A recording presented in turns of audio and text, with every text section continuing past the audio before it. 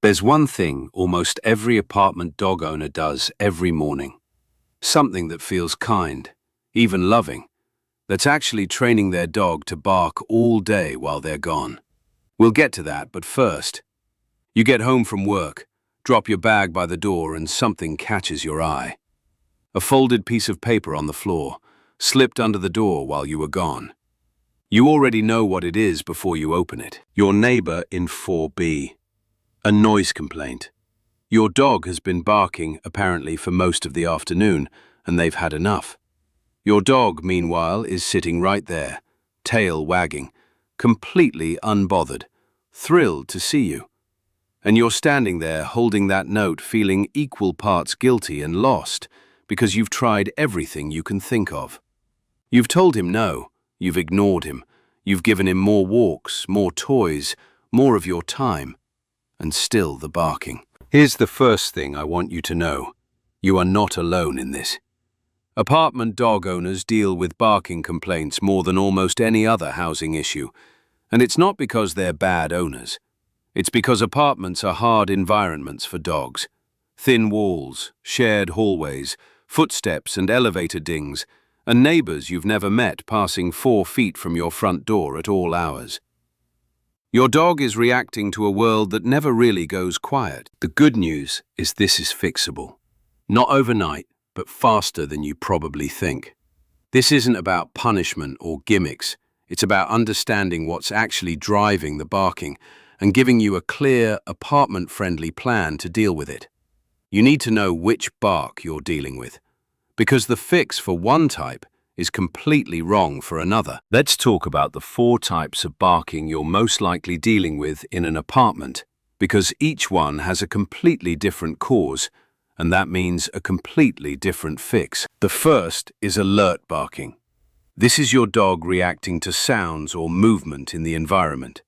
Footsteps in the hallway, a door slamming 2 floors up, the elevator arriving on your floor. He's not scared exactly. He's doing his job. He heard something, flagged it, and announced it.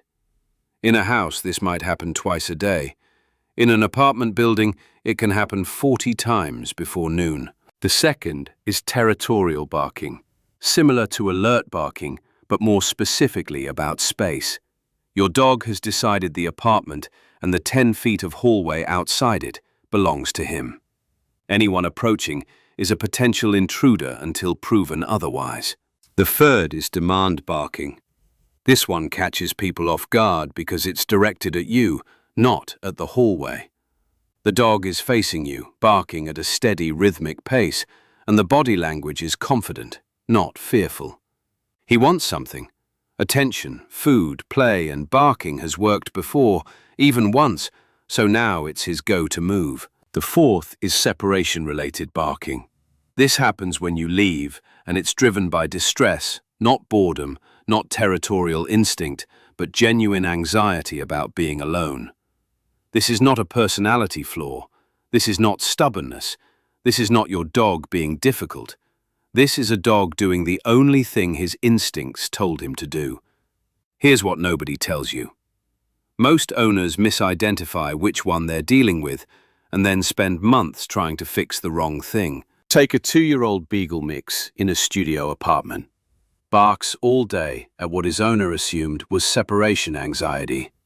She tried everything: calming treats, puzzle feeders, an extra long morning walk. Nothing worked. When she finally set up a camera, she realized the dog was fine for the first 2 hours after she left. The barking started every time someone walked past the front door.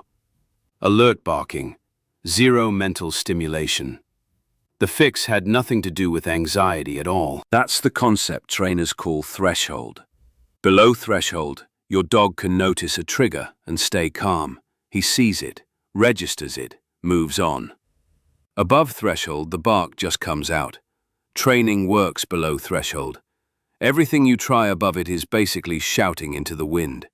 Knowing which type of bark you have and what's pushing your dog over threshold, that's where everything starts. So before you try anything else, figure out the type. Watch your dog for a few days. Note when it happens, what triggered it, and whether he's barking at the environment or at you. That single observation changes everything that comes next. If this is already clicking for you, hit subscribe. There's a lot more where this came from, all of it built specifically for apartment dog owners. Now, let's talk about what actually works. Let's go through the fixes, and I'm going to give you the ones that actually work in an apartment with no yard and no specialized equipment. If your dog is an alert barker, reacting to hallway sounds, footsteps, neighbors, your first move is to reduce the trigger load. A white noise machine near the front door, or even just a box fan, cuts down significantly on how much your dog can hear coming from outside. It's not a cure, but it lowers the number of times per day your dog hits that threshold we just talked about.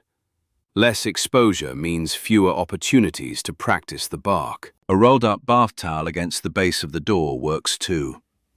Free takes 10 seconds. If your dog is barking at visual triggers, squirrels outside the window, people in the courtyard below, frosted window film on the lower panes blocks the sight lines without darkening the room. It peels off clean, no damage to the glass, and your landlord never needs to know it's there. For door trigger barking, the most effective long-term fix is teaching a place command. You pick a spot, a mat, a bed, a corner of the couch, and you train your dog to go there when something happens at the door. Not because the threat is gone, but because he has a job to do instead of barking. 10-minute sessions in your living room, starting with 0 distractions. It's slower than you want it to be. It works. Here's the part most owners get wrong. They see demand barking, and they try to outweight it. They ignore the dog, which is the right instinct, but the moment they crack even once, they've just taught the dog that barking for long enough always works eventually. The fix for demand barking is total, consistent non-response, paired with heavy rewards every time the dog is quiet. Not quiet for 10 minutes, quiet for 5 seconds. You build from there. The science behind this is called desensitization and counter-conditioning. A method Patricia McConnell, one of the most respected animal behaviorists working today, describes as teaching the dog a completely new emotional response to a trigger.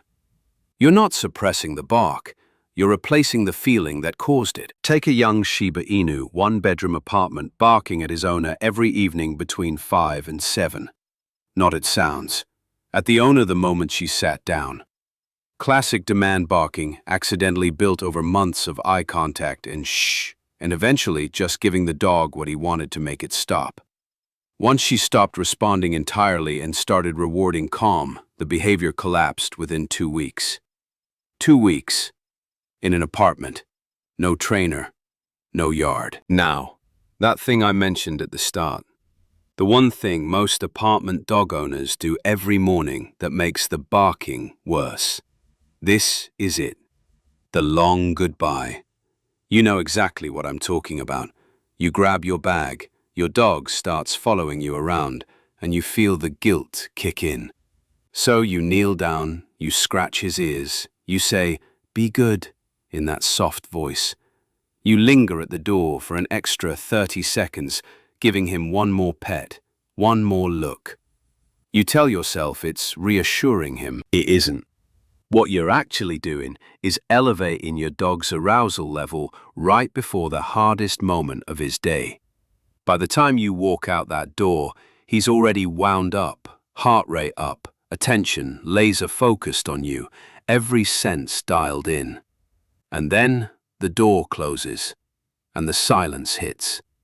And that crash from highly stimulated to completely alone is a real shock for a dog. A 4-year-old rescue lab mix, 1-bedroom apartment. His owner thought he had severe separation anxiety because he started barking within minutes of her leaving. She set up a camera. The dog was fine when she left for a quick errand with no fanfare, keys, coat out the door in 45 seconds. It was the long goodbye that was doing it. The elaborate departure ritual had trained him to expect something big was coming. And when it came, he couldn't settle. The fix: make your departures boring. No long goodbyes, No guilt voice. Coat on keys picked up out the door. Practice it on weekends. Leave for 5 minutes, come back, do nothing. Leave for 10 minutes, come back, do nothing. You are teaching your dog that you leaving is the most unremarkable thing that happens in this apartment. I know that feels cold. It isn't. It's one of the kindest things you can do for him. Because here's what I want you to hear. If you've ever come home to a noise complaint note and spent the rest of the evening wondering whether you're failing your dog, you're not. The note isn't proof that something is broken beyond repair. It's just information. It's your dog telling you in the only language available to him that something in his environment isn't working yet. You're not choosing between keeping your dog and keeping your apartment. You just needed a clearer plan, and now you have one. 3 things to take away from this. First, your dog is not barking to be difficult. Every bark has a cause, alert, territorial demand, or separation related, and the moment you identify the right one, you stop wasting time on fixes that were never going to work. Second, pick one thing and do it consistently. White noise by the door, boring departures, rewarding silence instead of reacting to noise. 1 change done every day beats 5 changes done randomly. Third, the noise complaint note is not a verdict. It's a starting point. You found out there's a problem. Now you know what to do about it. What's the one thing your dog barks at most? In your apartment hallway sounds. You leaving or something completely random? Tell me in the comments. I read every one. I'm Big Paws. I'll see you in the next one.